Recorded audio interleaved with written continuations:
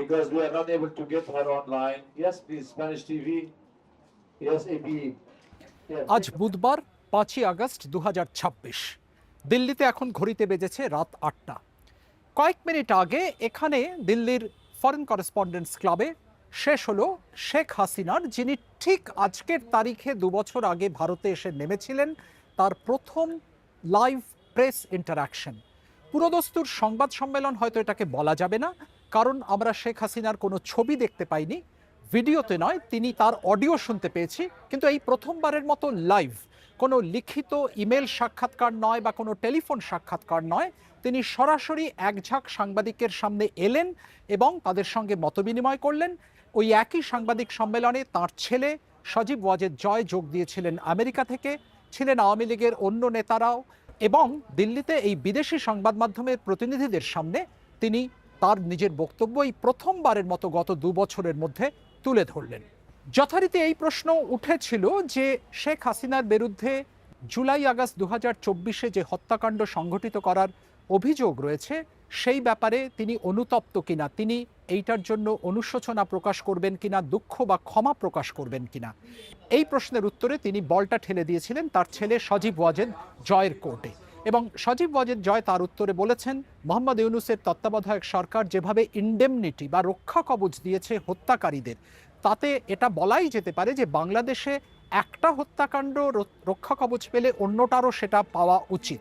তারা ঘুরিয়ে বলতে চেয়েছেন যে বাংলাদেশে নিরাপত্তারক্ষী বা পুলিশদের হত্যাকাণ্ড যদি সেটা বৈধ হতে পারে, সেটার হত্যাকারীরা যদি সেটার জন্য আইনের রক্ষা কবচ পেতে পারেন, তাহলে অন্য হত্যাকাণ্ডগুলো সেই একই সুবিধা পাওয়ার অধিকারী, এটাই তারা দাবি করেছেন।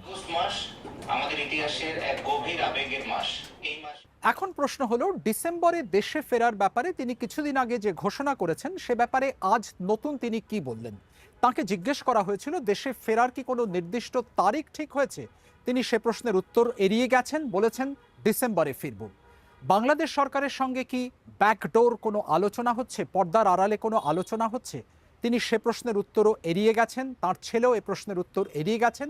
তারা যেটা বলেছেন যে কাম হোয়াট মে, যাই ঘটুক না কেন, শেখ হাসিনা বাংলাদেশে ফেরার জন্য বদ্ধপরিকর, তিনি সেই সিদ্ধান্ত নিয়ে ফেলেছেন।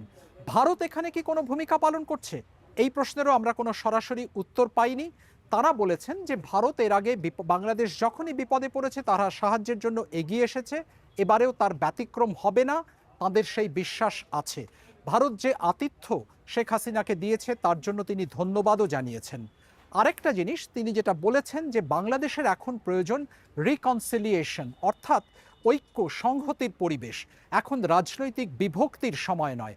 অর্থাৎ তিনি ইঙ্গিত দিয়েছেন তিনি ফিরলে, তিনি দেশে ফিরলে তিনি চাইবেন সমস্ত মতপথের লোককে নিয়ে, রাজনীতির লোককে নিয়ে একটা রিকনসিলিয়েশনের পরিবেশ তৈরি করতে।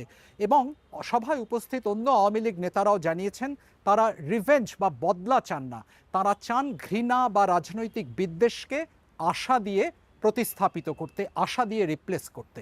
সাম্প্রতিক সময়ে আমাদের দেশে যে প্রাণহানি ও সহিংসতা ঘটেছে তা আমাদের সবার হৃদয়কে গভীরভাবে ব্যথিত করেছে। প্রায় 1.5 ঘন্টা ধরে এফসিসির সভাকক্ষে চলেছে এই লাইভ ইন্টারাকশন, যার মধ্যে মোটামুটি আধ ঘন্টা থেকে 40 মিনিট শেখ হাসিনা অনলাইনে যুক্ত ছিলেন এই কনফারেন্সে। এবং হলে কারা ছিলেন, তারা ছিলেন মূলত দিল্লিতে কর্মরত বিভিন্ন দেশীয় বিদেশি সংবাদ মাধ্যমের প্রতিনিধিরা, এফসিসির কর্মকর্তারা, এফসিসির প্রেসিডেন্ট এবং অন্যান্য পদাধিকারীরা। এবং ভারত সরকারের বা বাংলাদেশ সরকারের কোনো প্রতিনিধিকে কিন্তু আমরা এখানে দেখতে পাইনি। তবে ভারতের সাবেক কূটনীতিক এবং বাংলাদেশে নিযুক্ত প্রাক্তন হাই কমিশনার ভিনা সিকরি ছিলেন, এবং অনলাইনে যারা যুক্ত হয়েছিলেন তাদের মধ্যে ছিলেন ক্রিকেটার সাকিব আল হাসানও। আমরা জানি সাকিব আল হাসান আওয়ামী লীগের এমপি ছিলেন, তিনি এই মুহূর্তে খেলছেন শ্রীলঙ্কা প্রিমিয়ার লিগে কলম্বোতে। সেখান থেকেই তার পাঠানো একটি রেকর্ডেড অডিও বার্তা বাংলায় সেটা বাজিয়ে শোনানো হয়, কারণ তখন তিনি খেলায় ব্যস্ত ছিলেন বলে জানানো হয়েছে। পরে অবশ্য তাকে আমরা অনলাইনেও যোগ দিতে দেখেছি, কিন্তু তখন আর কোনো কথা বলতে শুনিনি। Shubhajyoti Ghosh, BBC news Bangla, Delhi.